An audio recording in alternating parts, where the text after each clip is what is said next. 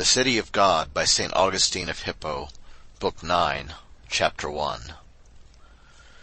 Some have advanced the opinion that there are both good and bad gods, but some, thinking more respectfully of the gods, have attributed to them so much honor and praise as to preclude the supposition of any god being wicked.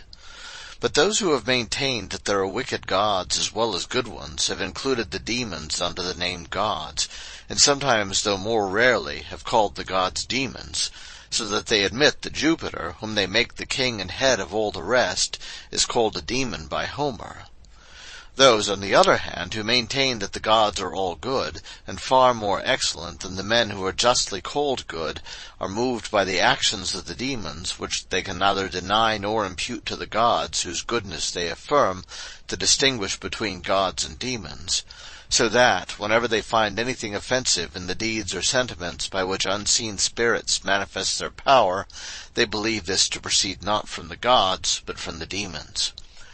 At the same time, they believe that as no god can hold direct intercourse with men, these demons hold the position of mediators, ascending with prayers and returning with gifts. This is the opinion of the Platonists, the ablest and most esteemed of their philosophers, with whom we therefore chose to debate this question,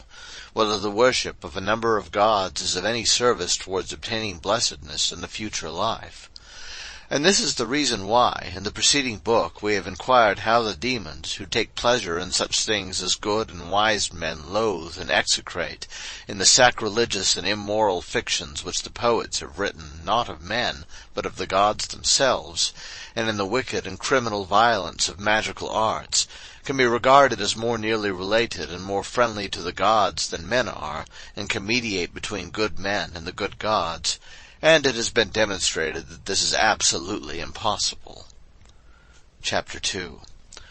This book, then, ought, according to the promise made in the end of the preceding one, to contain a discussion, not of the difference which exists among the gods, who, according to the Platonists, are all good, nor of the difference between gods and demons, the former of whom they separate by a wide interval from men, while the latter are placed intermediately between the gods and men, but of the difference, since they make one, among the demons themselves. This we shall discuss so far as it bears on our theme. It has been the common and usual belief that some of the demons are bad, others good, and this opinion, whether it be that of the Platonists or any other sect, must by no means be passed over in silence, lest someone suppose he ought to cultivate the good demons, in order that by their mediation he may be accepted by the gods, all of whom he believes to be good, and that he may live with them after death.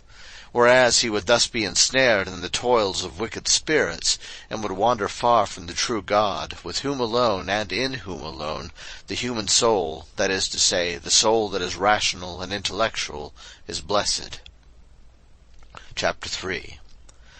What then is the difference between good and evil demons? For the Platonist Apuleius, in a treatise on this whole subject, while he says a great deal about their aerial bodies, has not a word to say of the spiritual virtues with which, if they were good, they must have been endowed. Not a word has he said, then, of that which could give them happiness, but proof of their misery he has given, acknowledging that their mind, by which they rank as reasonable beings, is not only not imbued and fortified with virtue so as to resist all unreasonable passions, but that it is somehow agitated with tempestuous emotions, and is thus on a level with the mind of foolish men. His own words are, "It is this class of demons the poets refer to, when, without serious error, they feign that the gods hate and love individuals among men, prospering and ennobling some, and opposing and distressing others. Therefore pity, indignation, grief, joy, every human emotion is experienced by the demons, with the same mental disturbance, and the same tide of feeling and thought. These turmoils and tempests banish them far from the tranquillity of the celestial gods." Can there be any doubt that in these words it is not some inferior part of their spiritual nature, but the very mind by which the demons hold their rank as rational beings, which he says is tossed with passion like a stormy sea? They cannot then be compared even to wise men, who with undisturbed mind resist those perturbations, to which they are exposed in this life, and from which human infirmity is never exempt, and who do not yield themselves to approve of or perpetrate anything which might deflect them from the path of wisdom and law of rectitude. They resemble in character, though not in bodily appearance, wicked and foolish men. I might indeed say they are worse, inasmuch as they have grown old in iniquity and incorrigible by punishment. Their mind, as Apuleius says, is a sea tossed with tempest, having no rallying point of truth or virtue in their soul, from which they can resist their turbulent and depraved emotions. Chapter 4. Among the philosophers there are two opinions about these mental emotions, which the Greeks call pathe, while some of our own writers, as Cicero, called them perturbations, some affections, and some, to render the Greek word more accurately, passions. Some say that even the wise man is subject to these perturbations, though moderated and controlled by reason, which imposes laws upon them, and so restrains them within necessary bounds.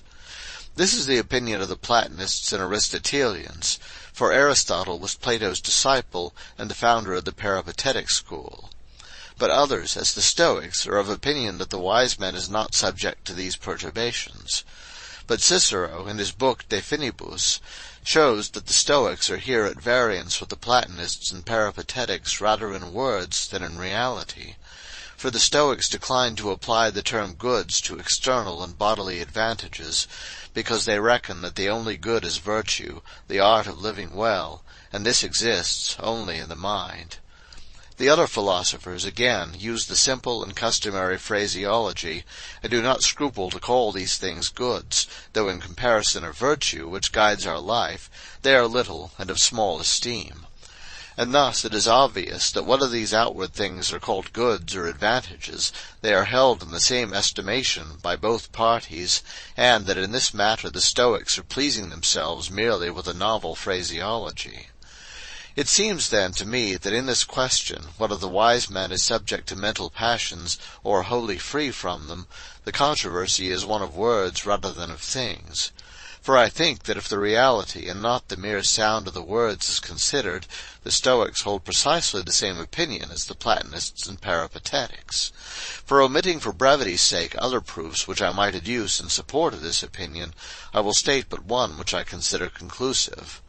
Aulus Gellius, a man of extensive erudition and gifted with an eloquent and graceful style, relates, in his work entitled Noctes Atticae, that he once made a voyage with an eminent Stoic philosopher, and he goes on to relate fully and with gusto what I shall barely state, that when the ship was tossed and in danger from a violent storm, the philosopher grew pale with terror.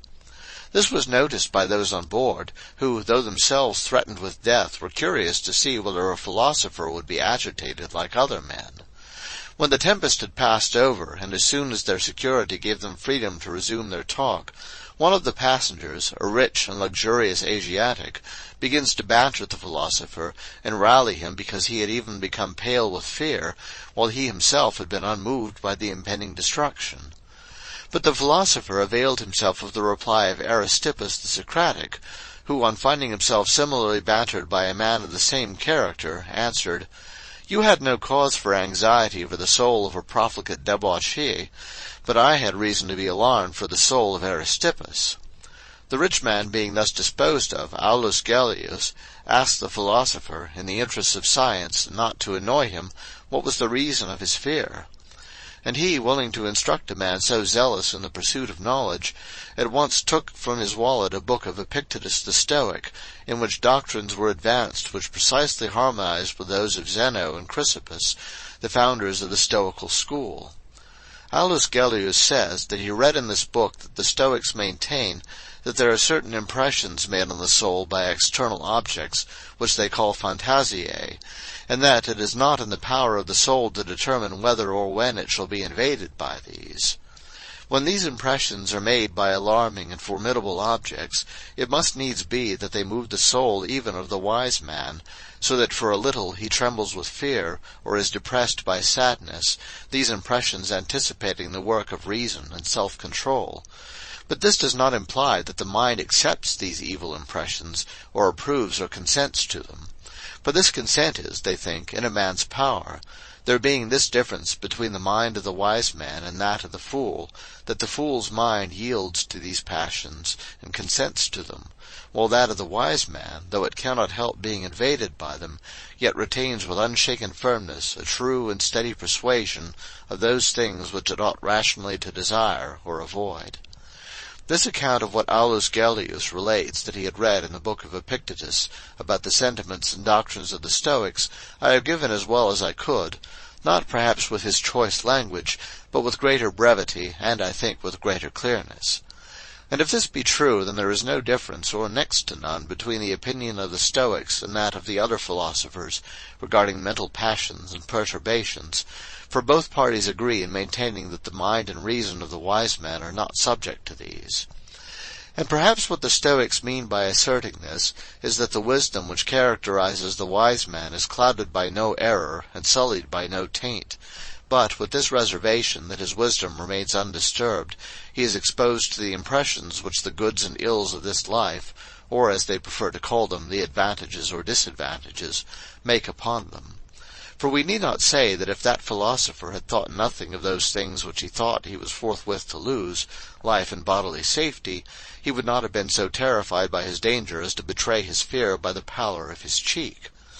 Nevertheless, he might suffer this mental disturbance, and yet maintain the fixed persuasion that life and bodily safety, which the violence of the tempest threaten to destroy, are not those good things which make their possessors good, as the possession of righteousness does. But insofar as they persist that we must call them not goods but advantages, they quarrel about words, and neglect things. For what difference does it make whether goods or advantages be the better name, while the Stoic no less than the Peripatetic is alarmed at the prospect of losing them, and while, though they name them differently, they hold them in like esteem? Both parties assure us that if urged to the commission of some immorality or crime by the threatened loss of these goods or advantages, they would prefer to lose such things as preserve bodily comfort and security, rather than commit such things as violate righteousness. And thus the mind in which this resolution is well grounded suffers no perturbations to prevail with it in opposition to reason, even though they assail the weaker parts of the soul. And not only so, but it rules over them, and, while it refuses its consent and resists them, administers a reign of virtue. Such a character is described to Aeneas by Virgil when he says, "He stands immovable by tears, nor tenderest words with pity hears." Chapter 5. We need not at present give a careful and copious exposition of the doctrine of Scripture, the sum of Christian knowledge, regarding these passions. It subjects the mind itself to God, that he may rule and aid it, and the passions again to the mind, to moderate and bridle them, and turn them to righteous uses. In our ethics we do not so much inquire whether a pious soul is angry as why he is angry, not whether he is sad, but what is the cause of his sadness, not whether he fears, but what he fears. For I am not aware that any right-thinking person would find fault with anger at a wrong-doer which seeks his amendment, or with sadness which intends relief to the suffering, or with fear lest one in danger be destroyed. The Stoics indeed are accustomed to condemn compassion, but how much more honorable had it been in that Stoic we have been telling of, had he been disturbed by compassion prompting him to relieve a fellow creature, than to be disturbed by the fear of shipwreck. Far better and more humane and more consonant with pious sentiments are the words of Cicero in praise of Caesar, when he says, "Among your virtues none is more admirable and agreeable than your compassion." And what is compassion but a fellow feeling for another's misery which prompts us to help him if we can? And this emotion is obedient to reason when compassion is shown without violating right, as when the poor are relieved or the penitent forgiven. Cicero, who knew how to use language, did not hesitate to call this a virtue, which the Stoics are not ashamed to reckon among the vices, although, as the book of the eminent Stoic Epictetus, quoting the opinions of Zeno and Chrysippus, the founders of the school, has taught us, they admit that passions of this kind invade the soul of the wise man, whom they would have to be free from all vice.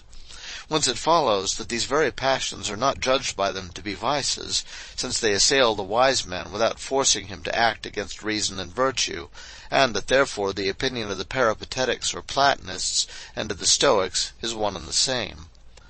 But, as Cicero says, mere logomachy is the bane of these pitiful Greeks, who thirst for contention rather than for truth.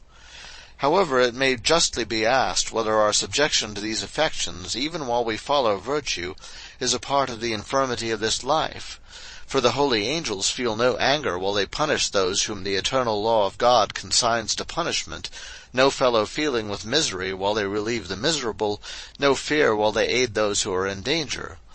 And yet ordinary language ascribes to them also these mental emotions, because, though they have none of our weakness, their acts resemble the acts to which these emotions move us. And thus even God himself is said in Scripture to be angry, and yet without any perturbation.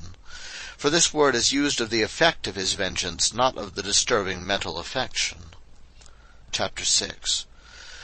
Deferring for the present the question about the holy angels, let us examine the opinion of the Platonists that the demons who mediate between gods and men are agitated by passions. For if their mind, though exposed to their incursions, still remained free and superior to them, Apuleius could not have said that their hearts are tossed with passions as the sea by stormy winds. Their mind, then, that superior part of their soul whereby they are rational beings, and which, if it actually exists in them, should rule and bridle the turbulent passions of the inferior parts of the soul, this mind of theirs, I say, is, according to the Platonist referred to, tossed with a hurricane of passions. The minds of the demons, therefore, are subject to the emotions of fear, anger, lust, and all similar affections. What part of them then is free and endued with wisdom, so that they are pleasing to the gods, and the fit guides of men into purity of life, since their very highest part, being the slave of passion and subject to vice, only makes them more intent on deceiving and seducing, in proportion to the mental force and energy of desire they possess? Chapter 7. But if anyone says that it is not of all the demons, but only of the wicked, that the poets, not without truth, say that they violently love or hate certain men, for it was of them Apuleius said that they were driven about by strong currents of emotion, how can we accept this interpretation when Apuleius, in the very same connection, represents all the demons, and not only the wicked, as intermediate between gods and men by their aerial bodies? The fiction of the poets, according to him, consists in their making gods of demons, and giving them the names of gods, and assigning them as allies or enemies to individual men, using this poetical license, though they profess that the gods are very different in character from the demons, and far exalted above them by their celestial abode and wealth of beatitude. This, I say, is the poet's fiction, to say that these are gods who are not gods, and that under the names of gods they fight among themselves about the men whom they love or hate with keen partisan feeling. Apuleius says that this is not far from the truth, since, though they are wrongfully called by the names of the gods, they are described in their own proper character as demons. To this category, he says, belongs the Minerva of Homer, who interposed in the ranks of the Greeks to restrain Achilles. For that this was Minerva he supposes to be poetical fiction, for he thinks that Minerva is a goddess, and he places her among the gods whom he believes to be all good and blessed in the sublime ethereal region, remote from intercourse with men. But that there was a demon favorable to the Greeks and adverse to the Trojans, as another whom the same poet mentions under the name of Venus or Mars, gods exalted above earthly affairs in their heavenly habitations, was the Trojans' ally and the foe of the Greeks, and that these demons fought for those they loved against those they hated, in all this he owned that the poets stated something very like the truth. For they made these statements about beings to whom he ascribes the same violent and tempestuous passions as disturb men, and who are therefore capable of loves and hatreds not justly formed, but formed in a party spirit, as the spectators in races or hunts take fancies and prejudices. It seems to have been the great fear of this Platonist that the poetical fictions should be believed of the gods, and not of the demons who bore their names. Chapter 8. The definition which Apuleius gives of demons, and in which he of course includes all demons, is that they are in nature animals, in soul subject to passion, in mind reasonable, in body aerial, in duration eternal. Now in these 5 qualities he has named absolutely nothing which is proper to good men, and not also to bad. For when Apuleius had spoken of the celestials first, and had then extended his description so as to include an account of those who dwell far below on the earth, that, after describing the two extremes of rational being, he might proceed to speak of the intermediate demons, he says, "Men, therefore, who are endowed with the faculty of reason and speech, whose soul is immortal and their members mortal, who have weak and anxious spirits, dull and corruptible bodies, dissimilar characters, similar ignorance, who are obstinate in their audacity and persistent in their hope, whose labor is vain and whose fortune is ever on the wane, their race immortal, themselves perishing, each generation replenished with creatures whose life is swift and their wisdom slow, their death sudden and their life a wail. These are the men who dwell on the earth." In recounting so many qualities which belong to the large proportion of men, did he forget that which is the property of the few when he speaks of their wisdom being slow? If this had been omitted, this his description of the human race, so carefully elaborated, would have been defective. And when he commended the excellence of the gods, he affirmed that they excelled in that very blessedness to which he thinks men must attain by wisdom. And therefore, if he had wished us to believe that some of the demons are good, he should have inserted in his description something by which we might see that they have, in common with the gods, some share of blessedness, or in common with men, some wisdom. But as it is, he has mentioned no good quality by which the good may be distinguished from the bad. For although he refrained from giving a full account of their wickedness, through fear of offending, not themselves but their worshippers, for whom he was writing, yet he sufficiently indicated to discerning readers what opinion he had of them. For only in the one article of the eternity of their bodies does he assimilate them to the gods, all of whom, he asserts, are good and blessed, and absolutely free from what he calls himself the stormy passions of the demons. And as to the soul, he quite plainly affirms that they resemble men and not the gods, and that this resemblance lies not in the possession of wisdom, which even men can attain to, but in the perturbation of passions which sway the foolish and wicked, but is so ruled by the good and wise that they prefer not to admit rather than to conquer it. For if he had wished it to be understood that the demons resemble the gods in the eternity not of their bodies but of their souls, he would certainly have admitted men to share in this privilege, because, as a Platonist, he of course must hold that the human soul is eternal. Accordingly, when describing this race of living beings, he said that their souls were immortal, their members mortal. And consequently, if men have not eternity in common with the gods because they have mortal bodies, demons have eternity in common with the gods because their bodies are immortal. Chapter 9. How then can men hope for a favorable introduction to the friendship of the gods by such mediators as these, who are, like men, defective in that which is the better part of every living creature, the soul, and who resemble the gods only in the body, which is the inferior part? For a living creature or animal consists of soul and body, and of these two parts the soul is undoubtedly the better. Even though vicious and weak, it is obviously better than even the soundest and strongest body, for the greater excellence of its nature is not reduced to the level of the body even by the pollution of vice, as gold, even when tarnished, is more precious than the purest silver or lead. And yet these mediators, by whose interposition things human and divine are to be harmonized, have an eternal body in common with the gods, and a vicious soul in common with men, as if the religion by which these demons are to unite gods and men were a bodily and not a spiritual matter. What wickedness, then, or punishment has suspended these false and deceitful mediators, as it were head downwards, so that their inferior part, their body, is linked to the gods above, and their superior part, the soul, bound to men beneath, united to the celestial gods by the part that serves, and miserable together with the inhabitants of earth by the part that rules? For the body is the servant, as Sallust says, we use the soul to rule, the body to obey, adding, the one we have in common with the gods, the other with the brutes. For he was here speaking of men, and they have, like the brutes, a mortal body. These demons, whom our philosophic friends have provided for us as mediators with the gods, may indeed say of the soul and body, the one we have in common with the gods, the other with men. But as I said, they are as it were suspended and bound head downwards, having the slave, the body, in common with the gods, the master, the soul, in common with miserable men, their inferior part exalted, their superior part depressed. And therefore, if anyone supposes that because they are not subject, like terrestrial animals, to the separation of soul and body by death, they therefore resemble the gods in their eternity, their body must not be considered a chariot of an eternal triumph, but rather the chain of an eternal punishment. Chapter 10. Plotinus, whose memory is quite recent, enjoys the reputation of having understood Plato better than any other of his disciples. In speaking of human souls, he says, "The Father in compassion made their bonds mortal." That is to say, he considered it due to the Father's mercy that men, having a mortal body, should not be forever confined in the misery of this life. But of this mercy the demons have been judged unworthy, and they have received, in conjunction with a soul subject to passions, a body not mortal like man's, but eternal. For they should have been happier than men if they had, like men, had a mortal body, and like the gods, a blessed soul.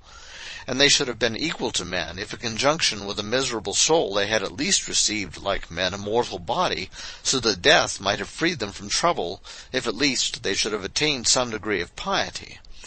But as it is, they are not only no happier than men, having, like them, a miserable soul, they are also more wretched, being eternally bound to the body. For he does not leave us to infer that by some progress in wisdom and piety they can become gods, but expressly says that they are demons forever. Chapter 11. He says indeed that the souls of men are demons, and that men become lares if they are good, lemures or larvae if they are bad, and manes if it is uncertain whether they deserve well or ill. Who does not see at a glance that this is a mere whirlpool sucking men to moral destruction? For however wicked men may have been, if they suppose they shall become larvae or divine manes, they will become the worse the more love they have for inflicting injury. For as the larvae are hurtful demons made out of wicked men, these men must suppose that after death they will be invoked with sacrifices and divine honors, that they may inflict injuries. But this question we must not pursue. He also states that the blessed are called in Greek eudaimones, because they are good souls, that is to say, good demons, confirming his opinion that the souls of men are demons. Chapter 12. But at present we are speaking of those beings whom he described as being properly intermediate between gods and men, in nature animals, in mind rational, in soul subject to passion, in body aerial, in duration eternal.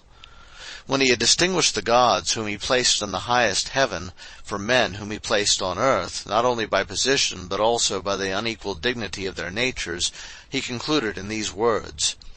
"You have here two kinds of animals, the gods, widely distinguished from men by sublimity of abode, perpetuity of life, perfection of nature, for their habitations are separated by so wide an interval that there can be no intimate communication between them, and while the vitality of the one is eternal and indefeasible, that of the others is fading and precarious, and while the spirits of the gods are exalted in bliss, those of men are sunk in miseries. Here I find three opposite qualities ascribed to the extremes of being, the highest and lowest. For after mentioning the three qualities for which we are to admire the gods, he repeated, though in other words, the same three as a foil to the defects of man. The three qualities are sublimity of abode, perpetuity of life, perfection of nature. These he again mentioned so as to bring out their contrasts in man's condition. As he had mentioned sublimity of abode, he says, their habitations are separated by so wide an interval. As he had mentioned perpetuity of life, he says that while divine life is eternal and indefeasible, human life is fading and precarious. And as he had mentioned perfection of nature, he says that while the spirits of the gods are exalted in bliss, those of men are sunk in miseries. These three things, then, he predicates of the gods: exaltation, eternity, blessedness. And of man he predicates the opposite: lowliness of habitation, mortality, misery. End of Book 9, Chapters 1 through 12. Recording by Darren L. Slider, Fort Worth, Texas. www.logoslibrary.org